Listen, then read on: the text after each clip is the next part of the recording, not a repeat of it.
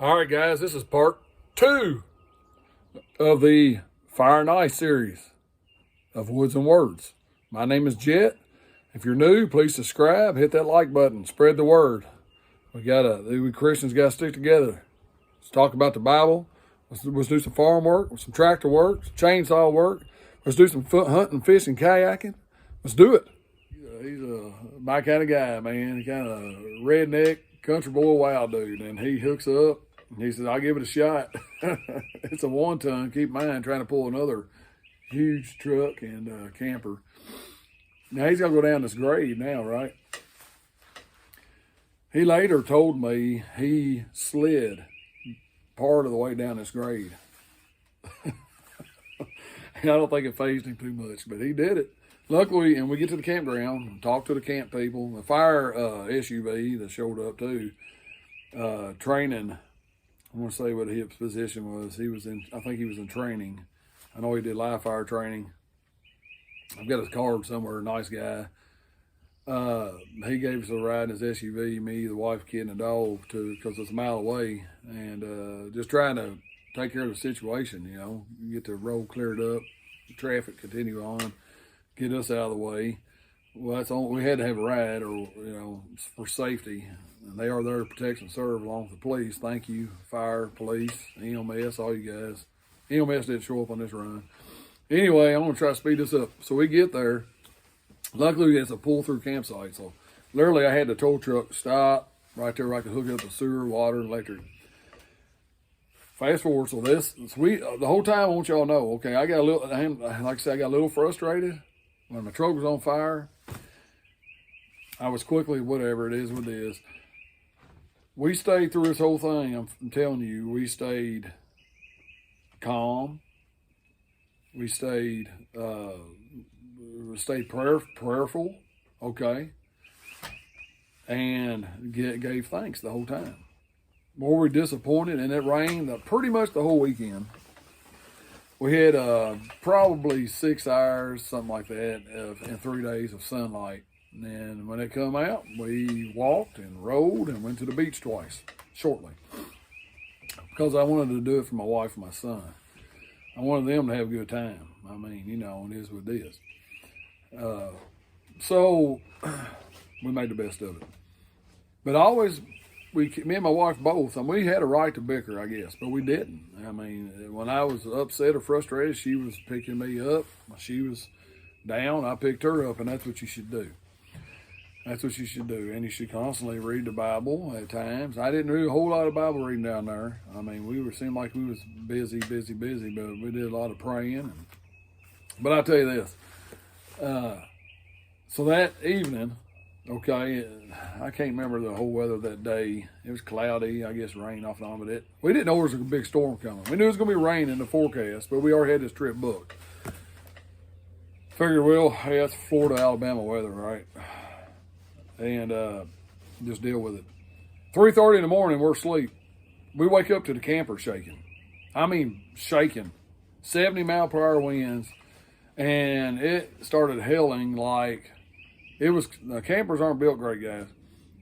I thought the hail was coming through the sides and the roof. Like it was imminent, okay? It was so bad, it was deafening. And I yelled at everybody's, wife's scared. I'm nervous for them. And I told my son, there's a cabinet under my bed. I guess I got him out of his bed, put him in our bed, and I said, get under there's a cabinet over my bed. I said, get under it. Don't get under the skylight. I knew these things would come through the roof. They didn't. Now, there were some other campers that did bust their skylights. We just got lucky. But it still beat my camper up. All that went on for several minutes. I don't know how long. Finally, when it subsided enough, that storm passed. We all, a lot of campers outside. Talking about 4 in the morning now. What are we going to do? Where to go? I looked at my radar, and there's supposed to be like 7:30. Another big one going to hit, but a lot bigger, it looked like. The tornado warnings, or watches, I guess, all this stuff. And more hail. And I forgot to tell you, we had a rental car we had to get because the Ram caught on fire.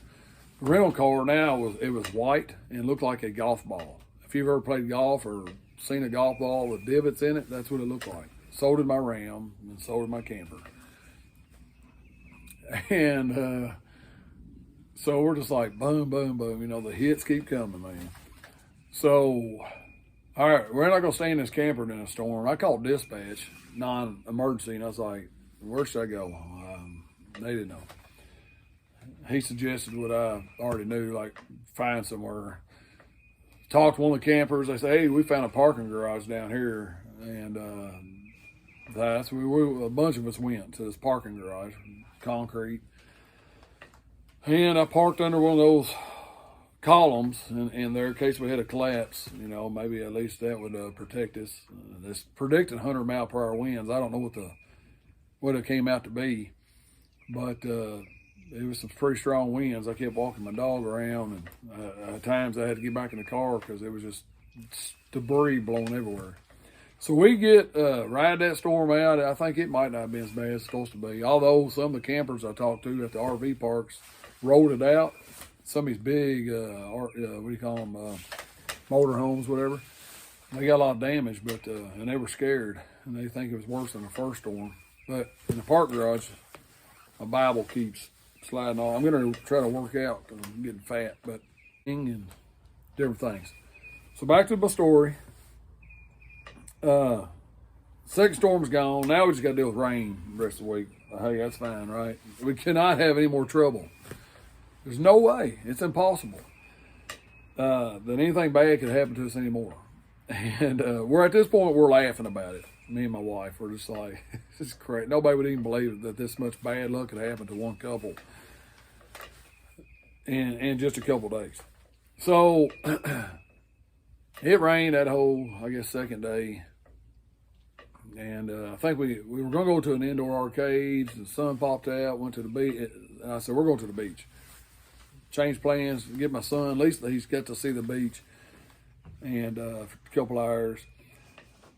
And long story short, we hired 2 drivers from Bowling Green, Kentucky, to come down and bring us a truck.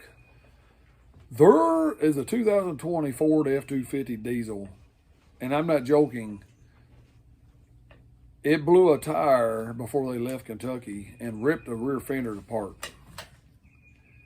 And they put new tires on it and continued down here. I know I'm leaving out some details, but I'm giving you the quickie. They get to us. The day of our departure, they show up. Now, I'm ready to go when they get to us. And we're starting to drive home. We hooked the truck up. It all hooks up great. We're driving home, so we're thinking, all right, it's probably going to be a 10-hour journey with stops, you know. So we do good, man. I think we left about 12:40 Sunday, early afternoon, right? And it was about, I want to say 6:40 or 7. It was right at dark. We're in some town in Alabama. It started with a C, I think. And we stopped to get fuel. And I had to buy some of that DEF fluid that we all love, you know, if you have a diesel. And so I always check my truck and trailer out. If I got a trailer, you always will do a walk around. If you're a truck driver or you pull stuff, you know what I'm talking about. Make sure everything's still hooked up. So I did that while they were inside the store. She actually went into a Wendy's to get some supper so we can just keep hitting the road. We want to get home. We got, you know, school, and she has to go to work. So I turned my lights on because it's dark now, right? I'm trying to get back on I-65 north out of Alabama to Kentucky. And what doesn't work? The trailer lights are not on. Now, this is the first time the whole trip that I didn't drive at night, so I didn't know. I'm thinking, oh my gosh. Now, there's a Walmart behind this. I've never stayed in a Walmart parking lot, but I know some people, I've read where people have. I didn't want to. First off, you're not going to have no electricity hooked up.